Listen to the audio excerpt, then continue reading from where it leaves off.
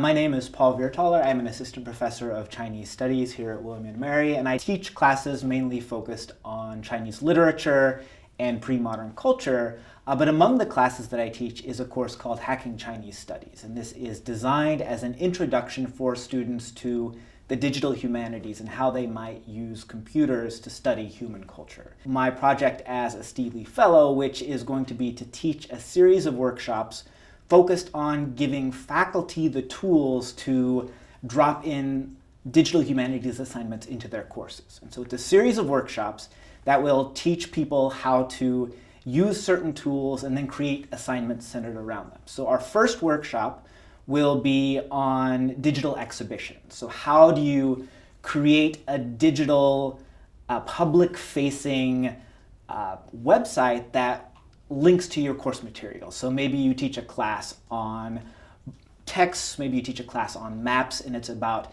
how do you look at these maps and annotate them very carefully, integrate them into a digital database, and then put them out there for public consumption. We'll talk about why we might want to do that as well. If you come in knowing nothing about how to do these things, you should be able to leave the workshop being able to then implement an assignment based on this in your class.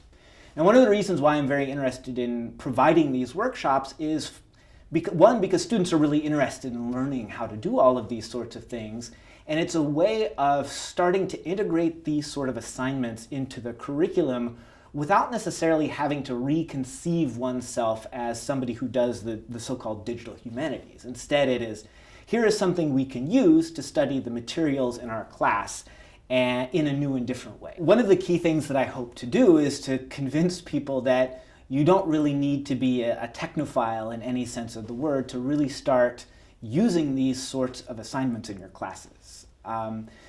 All of the workshops assume no prior knowledge of these things, and we'll teach you from the very basics all the way through to how to actually implement these assignments in your classes.